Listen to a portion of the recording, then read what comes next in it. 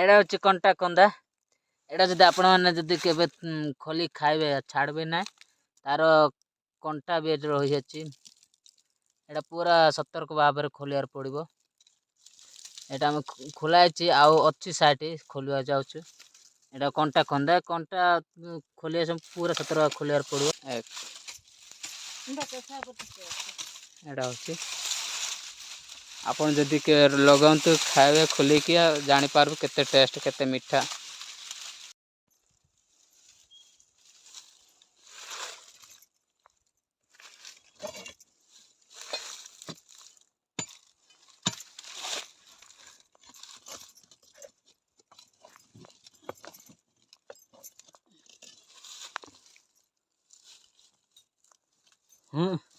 हाँ भाई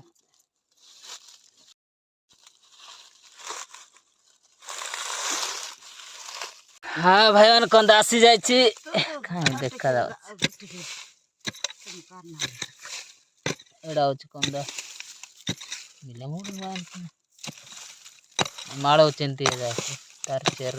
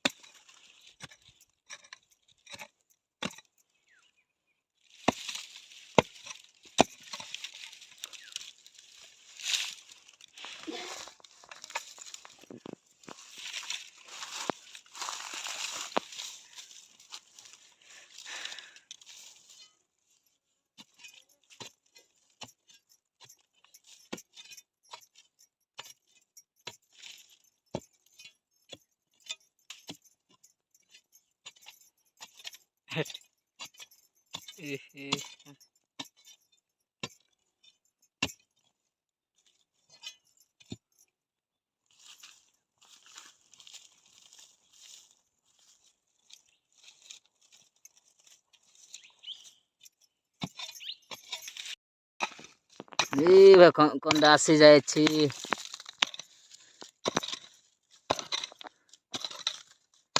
एड़ा हूँ कंदा एट माड़ एटा तार माड़ हूँ एट्रु कंदा एटा हूँ माड़ एटा हूँ कंदा कंदार चेर एटा भांगी जाए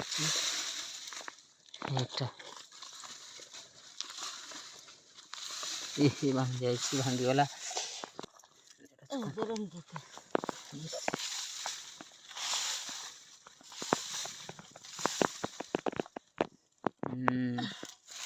मिठा बरे मिठा टेस्ट लगवा हेड्रे कंदा रे कंदा एटा बड़ साइज कंदा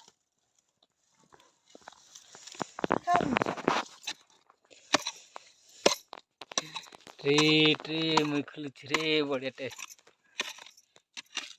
हूँ माड़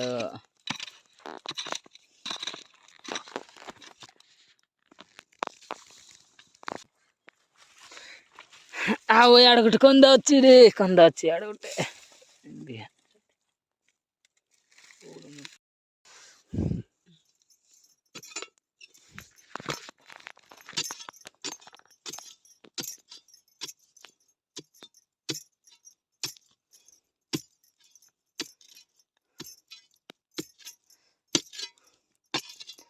किंतु खोला जाऊँ भाई कंदा देखो भाई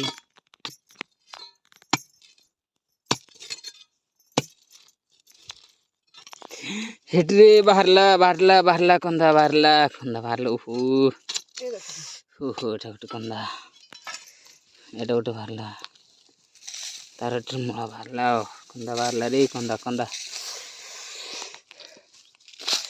ସମସ୍ତେ ଆସିଯାଇଛି। ଏଇଟା ଗୋଟେ କନ୍ଦା ଅଛି।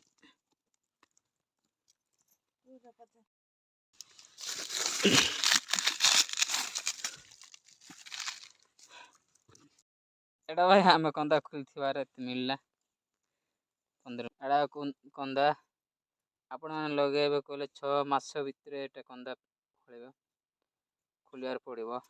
ଏଇଟା ପଥର ଥିଲା, ଟିକେ କମ୍ ଥିଲା। ଯଦି ଖାଲି ମାଟି ଲଗେଇଥିବେ ବହୁତ କନ୍ଦା ମିଳିବ।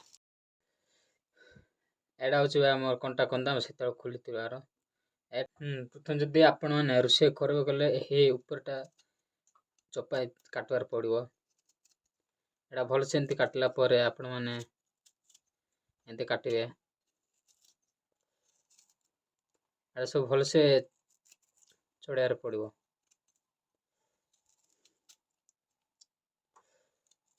ଏଇଟା ଏମିତି ଚଢ଼ାନ୍ତି। ଏଇଟା ଭଲସେ ଚାଞ୍ଚିବାକୁ ପଡ଼ିବ। ଏ ଚୋପା ସବୁ ଛୁରୀ ସାଙ୍ଗରେ ଏଇଟା ଚାଞ୍ଚିବାକୁ ପଡ଼ିବ। ଏଇଟା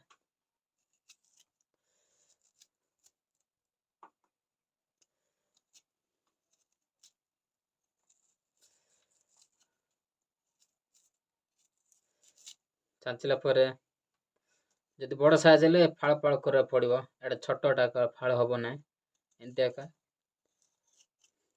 ଆଉ ଆପଣମାନେ ଗୋଟେ ବି ଚୋପା ରଖିବେ ନାହିଁ। ଆଉ ପାଣି ସଫିସିଏଣ୍ଟ ଦେବାକୁ ପଡ଼ିବ। ଆଉ ପାଣି ପ୍ରଥମେ ପକାଇବେ। ଆଉ ପାଣି ପକାଇଲା ପରେ ଏଇଟା ପକାଇଦେବେ। କନ୍ଦା ପକାଇବେ। କନ୍ଦା ପକାଇଲା ପରେ ଆପଣ ରୋଷେଇ କରିବେ। ଆଉ ରୋଷେଇ ଟାଇମ୍ରେ ହିଁ ଲୁଣ ପକାଇବେ। ଲୁଣ ପକାଇଲା ପରେ ଆପଣମାନେ ଭଲସେ ସିଝାଇବେ। ନ ସିଝିବା ପର୍ଯ୍ୟନ୍ତ ଆପଣ ରୋଷେଇ କରୁଥିବେ, ନହେଲେ ଟେଷ୍ଟ ଆସିବ ନାହିଁ।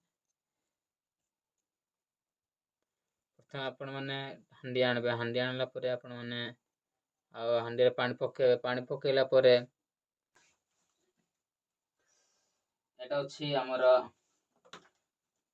ଏଇଟା ହେଉଛି ଭାତ କନ୍ଦା। ଏଇଟା ହେଉଛି ଆମର କଣ୍ଟା କନ୍ଦା। ଏ କଣ୍ଟା କନ୍ଦା କେମିତି ରୋଷେଇ করে ଆପଣଙ୍କୁ ବତାଇଲି। ପ୍ରଥମେ ଆଉ ହାଣ୍ଡି ଆଣିଲା ପରେ ପାଣି ପକାଇବେ। ପାଣି ପକାଇଲା ପରେ ଆପଣମାନେ କନ୍ଦା ପକାଇଦେବେ।